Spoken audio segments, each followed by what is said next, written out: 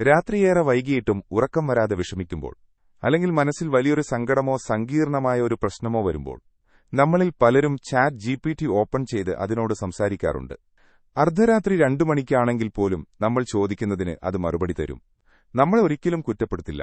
ആരും കാണാതെ നമ്മുടെ സങ്കടങ്ങൾ കേൾക്കാൻ അതെപ്പോഴും റെഡിയാണ്. അതുകൊണ്ടുതന്നെ നമ്മുടെ മനസ്സിലെ ഏറ്റവും വലിയ രഹസ്യങ്ങളും വിഷമങ്ങളും പങ്കുവെക്കാൻ പറ്റിയ ഏറ്റവും സുരക്ഷിതമായ ഇടമാണ് ചാറ്റ് ജിപിടി എന്ന് നിങ്ങൾ വിചാരിക്കുന്നുണ്ടാകും. എന്നാൽ കേട്ടോളൂ, അതൊരു തെറ്റായ ധാരണയാണ്. നിങ്ങളുടെ മാനസികാരോഗ്യത്തെ തകർക്കാൻ പോന്ന വലിയൊരു കെണിയാണ് ഇതിന് പിന്നിലുള്ളത്. സുരക്ഷാ പ്രശ്നങ്ങൾ മാറ്റിവെച്ചാൽ പോലും ഒരു എഐയെ നിങ്ങളുടെ തെറാപ്പിസ്റ്റോ ഡോക്ടറോ ആയി കാണുന്നത് നിങ്ങളുടെ നെർവസ് സിസ്റ്റത്തെ ദോഷകരമായി ബാധിക്കും. ഇത് നിങ്ങളുടെ ഉത്കണ്ഠ കൂട്ടുകയും യഥാർത്ഥ ജീവിതത്തിലെ പ്രശ്നങ്ങളെ നേരിടാനുള്ള നിങ്ങളുടെ കഴിവിനെ ദുർബലപ്പെടുത്തുകയും ചെയ്യും. ഇന്നത്തെ വീഡിയോയിൽ നമ്മൾ ചർച്ച ചെയ്യാൻ പോകുന്നത് ചാറ്റ് ജിപിടിയോട് നിങ്ങൾ ഒരിക്കലും പറയാൻ പാടില്ലാത്ത 5 കാര്യങ്ങളെക്കുറിച്ചാണ്. വീഡിയോ മുഴുവനായി കാണുക. കാരണം ഇതിൽ പറയുന്ന പല കാര്യങ്ങളും ഒരുപക്ഷെ നിങ്ങളിപ്പോൾ ചെയ്തുകൊണ്ടിരിക്കുന്നവയായിരിക്കാം. നമുക്ക് തുടങ്ങാം. 1. നിങ്ങളുടെ ട്രോമകൾ അല്ലെങ്കിൽ മാനസിക ആഘാതങ്ങൾ വിശദമായി പങ്കുവെക്കരുത്. നമ്മുടെ ജീവിതത്തിലുണ്ടായ ഏറ്റവും വലിയ സങ്കടങ്ങൾ അല്ലെങ്കിൽ നമ്മളെ തളർത്തിക്കളഞ്ഞ മോശം അനുഭവങ്ങൾ നമ്മൾ പലപ്പോഴും ചാറ്റ് ജിപിടിയോട് എഴുതി ചോദിക്കാറുണ്ട്. എനിക്ക് ഇങ്ങനെ ഒരു അനുഭവമുണ്ടായി, ഞാൻ ഇതിൽ നിന്നും എങ്ങനെ പുറത്തുകടക്കുമെന്നൊക്കെ. നമ്മൾ ഒരു യഥാർത്ഥ സൈക്കോളജിസ്റ്റിന്റെയോ തെറാപ്പിസ്റ്റിന്റെയോ അടുത്തുപോയി ഇത് പറയുമ്പോൾ അവിടെ കോ റെഗുലേഷൻ എന്നൊരു പ്രക്രിയ നടക്കുന്നുണ്ട്. അതായത് ആ ഡോക്ടറുടെ സാന്നിധ്യം, അവരുടെ ശബ്ദം, അവരുടെ ഭാവങ്ങൾ എന്നിവയെല്ലാം നിങ്ങളുടെ തലച്ചോറിന് നീ ഇപ്പോൾ സുരക്ഷിതനാണ് എന്നൊരു സിഗ്നൽ നൽകും. ഇത് നിങ്ങളുടെ മനസ്സിനെ ശാന്തമാക്കാൻ സഹായിക്കും. എന്നാൽ നിങ്ങളൊരു ഫോണിലോ കമ്പ്യൂട്ടറിലോ ഇരുന്ന് ചാറ്റ് ജിപിടിയിലേക്ക് ഇത് ടൈപ്പ് ചെയ്യുമ്പോൾ നിങ്ങൾ പൂർണ്ണമായും ഒറ്റയ്ക്കാണ്. ആ സമയത്ത് നിങ്ങളുടെ തലച്ചോറിലെ ഭയത്തെ നിയന്ത്രിക്കുന്ന അമിഗ്ഡല എന്ന ഭാഗം വീണ്ടും ഉണരുകയും നിങ്ങൾ ആ പഴയ വേദനയിലൂടെ വീണ്ടും കടന്നുപോവുകയും ചെയ്യുന്നു. അവിടെ നിങ്ങളെ ശാന്തമാക്കാൻ ഒരു മനുഷ്യനില്ല. ഇത് നിങ്ങളുടെ മനസ്സിന്റെ മുറിവുകൾ ഉണക്കുന്നതിന് പകരം ആ ട്രോമയെ തലച്ചോറിൽ കൂടുതൽ ആഴത്തിൽ പതിപ്പിക്കാൻ മാത്രമേ സഹായിക്കൂ. കൂടാതെ നിങ്ങൾ നൽകുന്ന വിവരങ്ങൾ രഹസ്യമായിരിക്കില്ല. അവ എഐയെ കൂടുതൽ പഠിപ്പിക്കാനുള്ള ഡാറ്റയായി കമ്പനികൾ ഉപയോഗിച്ചേക്കാം എന്ന കാര്യവും മറക്കരുത്. 2. ലക്ഷണങ്ങൾ പറഞ്ഞുകൊടുത്ത് രോഗം നിർണയിക്കാൻ ആവശ്യപ്പെടരുത്. എനിക്ക് ഭയങ്കര ക്ഷീണമാണ്, ഒന്നിനും ഒരു താൽപ്പര്യമില്ല, എപ്പോഴും ഉറക്കം വരുന്നു, എനിക്ക് ഡിപ്രഷനാണോ? ഇങ്ങനെയൊരു ചോദ്യം നിങ്ങൾ ചാറ്റ് ജിപിടിയോട് ചോദിച്ചാൽ അത് ചിലപ്പോൾ അതെ എന്ന് പറഞ്ഞേക്കാം. കാരണം എന്താണെന്നറിയാമോ? എഐ ഒരു പാറ്റേൺ മേക്കർ മാത്രമാണ്. അതിന്റെ പക്കലുള്ള കോടിക്കണക്കിന് ഡാറ്റയിൽ ക്ഷീണമെന്ന വാക്കും ഡിപ്രഷൻ എന്ന വാക്കും പലപ്പോഴും ഒരുമിച്ച് വരുന്നതുകൊണ്ട് അത് രണ്ടും തമ്മിൽ ബന്ധമുണ്ടെന്ന് എഐ കണക്കുകൂട്ടുന്നു.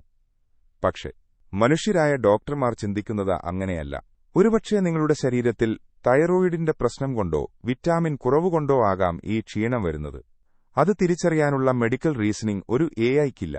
ഒരു എഐ നൽകുന്ന തെറ്റായ രോഗനിർണയം നിങ്ങളെ കൂടുതൽ ഭയപ്പെടുത്തുകയോ അല്ലെങ്കിൽ യഥാർത്ഥത്തിൽ ചെയ്യേണ്ട ചികിത്സ വൈകിക്കാൻ കാരണമാവുകയോ ചെയ്യും. രോഗലക്ഷണങ്ങളുണ്ടെങ്കിൽ ഗൂഗിളിലോ എഐയിലോ തിരയാതെ ഒരു ഡോക്ടറെ കാണുക. 3. മാനസികമായ ആശ്വാസത്തിനായി എഐയെ ആശ്രയിക്കരുത്. എനിക്കിപ്പോൾ ഭയങ്കര പേടി തോന്നുന്നു, ഇത് സാധാരണയാണോ? ഞാനൊരു പരാജയമാണോ എന്നൊക്കെ നമ്മൾ സങ്കടത്തോടെ ചോദിക്കുമ്പോൾ ചാറ്റ് ജിപിടി പറയും, ഏയ് അല്ല, നിങ്ങളുടെ ചിന്തകൾ തികച്ചും സ്വാഭാവികമാണ്, നിങ്ങൾ മിടുക്കനാണ് എന്നൊക്കെ. കേൾക്കുമ്പോൾ താൽക്കാലികമായി നമുക്ക് വലിയൊരാശ്വാസം തോന്നും. എന്നാൽ ഇതാണ് ഏറ്റവും വലിയ കെണി. നമ്മൾ സങ്കടം വരുമ്പോഴെല്ലാം ഈ ആശ്വാസം തേടി എഐയുടെ അടുത്തേക്ക് പോകുമ്പോൾ സ്വയം ശാന്തനാകാനുള്ള നമ്മുടെ ശരീരത്തിന്റെ സ്വാഭാവികമായ കഴിവ് നഷ്ടപ്പെടുന്നു. ഒരു യഥാർത്ഥ തെറാപ്പിസ്റ്റാണെങ്കിൽ നിങ്ങൾ എന്തിനാണിങ്ങനെ വീണ്ടും വീണ്ടും ആശ്വാസം തേടുന്നത് എന്ന് മനസ്സിലാക്കി ആ ശീലം മാറ്റാൻ നിങ്ങളെ സഹായിക്കും. എന്നാൽ എഐ നിങ്ങളെ അതിലേക്ക് കൂടുതൽ അടിമപ്പെടുത്തുകയുള്ളൂ. 4. സുഹൃത്തുക്കളുമായോ പങ്കാളിയുമായോ ഉള്ള വഴക്കുകളിൽ ആരാണ് ശരിയെന്ന് ചോദിക്കരുത്. എന്റെ സുഹൃത്ത് എന്നോട് ഇങ്ങനെ പറഞ്ഞു, ഞാൻ അതിനിങ്ങനെ മറുപടി നൽകി, ഇതിൽ ആരാണ് ശരി? ഈ ചോദ്യം ചോദിച്ചാൽ ചാറ്റ് ജിപിടി എപ്പോഴും നിങ്ങളുടെ ഭാഗത്തായിരിക്കും സംസാരിക്കുക. കാരണം നിങ്ങൾ നൽകുന്ന വിവരങ്ങൾ നിങ്ങളുടെ മാത്രം കാഴ്ചപ്പാടിൽ നിന്നുള്ളതാണ്. എഐ ഒരു യെസ്മാൻ ആണ്. നിങ്ങൾ കേൾക്കാൻ ആഗ്രഹിക്കുന്ന കാര്യങ്ങൾ വളരെ യാഥാർത്ഥ്യബോധത്തോടെ നിങ്ങളോട് പറയാൻ അതിന് കഴിയും. പക്ഷേ ഇതിലൊരു അപകടമുണ്ട്. എപ്പോഴും നിങ്ങളുടെ ഭാഗമാണ് ശരിയെന്ന് ഒരു എഐ പറഞ്ഞുകൊണ്ടിരിക്കുമ്പോൾ മറ്റുള്ളവരുടെ ഭാഗത്തുനിന്ന് ചിന്തിക്കാനുള്ള നിങ്ങളുടെ തലച്ചോറിന്റെ കഴിവും മാറ്റങ്ങളെ ഉൾക്കൊള്ളാനുള്ള കഴിവും കുറഞ്ഞുപോകും.